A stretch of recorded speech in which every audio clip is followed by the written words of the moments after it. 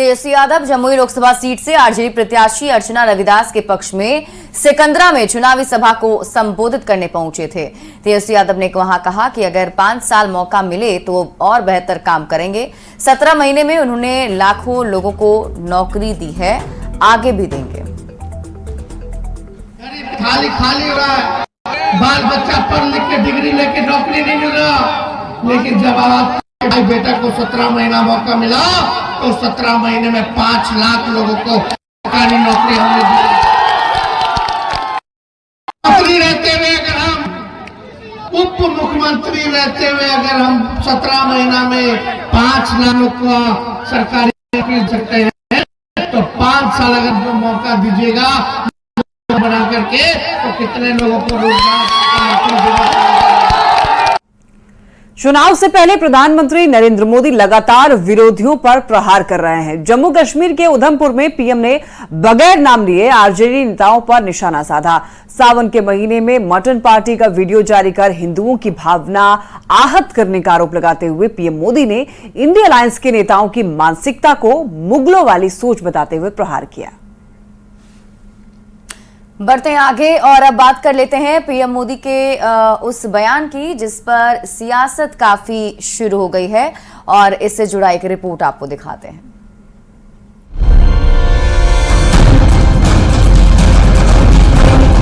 मुजरिम के घर जाके सावन के महीने में मटन बनाने का मौज ले रहे हैं। इतना ही नहीं, उसका वीडियो बना करके देश के लोगों को चिढ़ाने का काम करते हैं।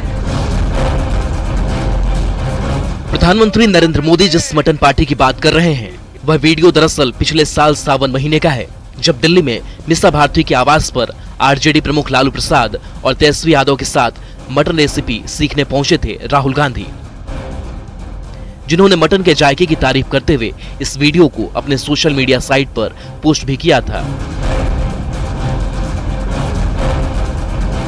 हाल ही में तेजस्वी यादव हेलीकॉप्टर में मुकेश सहनी के साथ मछली खाते भी एक वीडियो पोस्ट किया था, जिस पर सियासत काफी गर्म हुई। अभी नवरात्र चल रहा है, ऐसे में प्रधानमंत्री विरोधियों पर निशाना साधने का कोई मौका नहीं छोड़ते। जम्मू कश्मीर के दौरे पर उधमपुर पहुंचे पीएम ने लगे हाथ विरोधियों पर मुगल मानसिकता से ग्रसित होने का गंभीर आरोप लगाया। इन्हें लोगों की भावनाओं से खिलवाड़ करने में मजा आता है। सजा कोर्ट ने जिसको सजा की है, जो जमानत पर है, ऐसे एक मुजरिम के घर जाके सावन के महीने में मटन बनाने का मौज ले रहे हैं।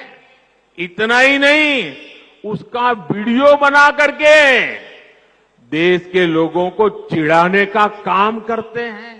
सावन के महीने में वीडियो दिखाकर वो मुगल के लोगों के जमाने की जो मानसिकता है ना, उसके द्वारा वो देश के लोगों को चिढ़ाना चाहते हैं और अपनी वोट बैंक पक्की करना चाहते हैं। प्रधानमंत्री ने इंडिया अलायंस पर तुष्टीकरण की राजनीति करने का आरोप लगाया।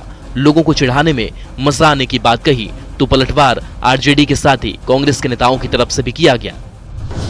कौन क्या खा रहा है, क्या नहीं खा रहा है, इस पे अब राजनीति हो रही है, तो अब आप समझ सकते हैं कि स्तर किस हद तक नीचे चला गया है। तो सिर्फ और सिर्फ वो चाहते हैं कि किसी भी ढंग से धार्मिक उन्माद को भड़काया जाए, लोगों की भावनाओं से खेला जाए, झूठ परोसा जाए, जुमला परोसा जाए और उसके बाद ही उसके बदले में उनको वोट मिले। चुनाव से पहले नए नए मुद्दे पर नेता एक दूसरे पर निशाना साध रहे हैं। ऐसे में जिस तरह से प्रधानमंत्री ने जोरदार तरीके से विरोधियों को निशाने पर लिया है, चुनाव से पहले नॉनवेज खाने पर जिस तरह से सियासत गरमा रही है, आने वाले दिनों में सियासत बेहद तल्ख होगी, इसमें कोई दो राय नहीं। Bureau report, news 18। आरजेडी के राज्यसभा सांसद अहमद अशफाक करीम ने पार्टी से त्यागपत्र दे दिया। पूर्व राज्यसभा सांसद अहमद अशफाक करीम के इस्तीफा से सीमांचल की राजनीति में बड़ा बदलाव हो सकता है। दरअसल इस बार उन्हें कटिहार से लोकसभा का उम्मीदवार बनाए जाने की चर्चा थी। मगर एन मौके पर महागठबंधन ने तारिक अनवर को कांग्रेस उम्मीदवार बना दिया। तो ऐसे में पहले राज्यसभा के लिए रिपीट नहीं करना और फिर लोकसभा का टिकट नहीं देने से अशफाक करीम नाराज थे और आरजेडी में मुसलमानों की उपेक्षा का आरोप लगाते हुए अब पार्टी से इस्तीफा दे दिया है। राजद के एमवाई समीकरण को फिर से एक बार बड़ा झटका लगा है।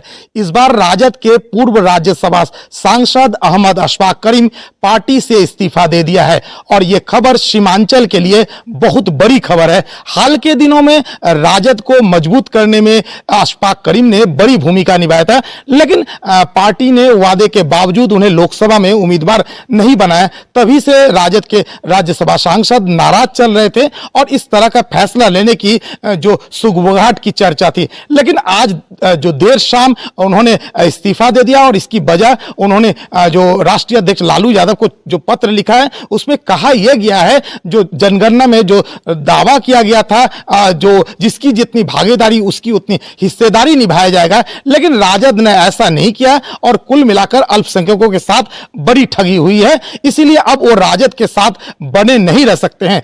एक सूत्र के हवाले से जो बड़ी खबर है, जो आज ही देर शाम वो जदयू का दामन थाम सकते। निश्चित तौर पर यह खबर इसलिए भी बड़ी खबर है क्योंकि सीमांचल का इलाका अल्पसंख्यक बहुल इलाका है और इसमें हाल के दिनों में राजद के राज्यसभा सांसद लगातार मेहनत करके पैठ बनाए थे। ऐसे में उनको जदयू में शामिल होते ही कुछ एक बड़ा वर्ग के वोटर अब जदयू में शिफ्ट होने की उम्मीद है। ऐसे में सीमांचल का जो समीकरण राजद के पक्ष में होता दिख रहा था उसमें दरार आ सकता है। सुब्रत, न्यूज़ 18 कटिहार। यहां रुक रहे बस एक छोटे से ब्रेक के लिए, जल्द लौटते हैं वापस।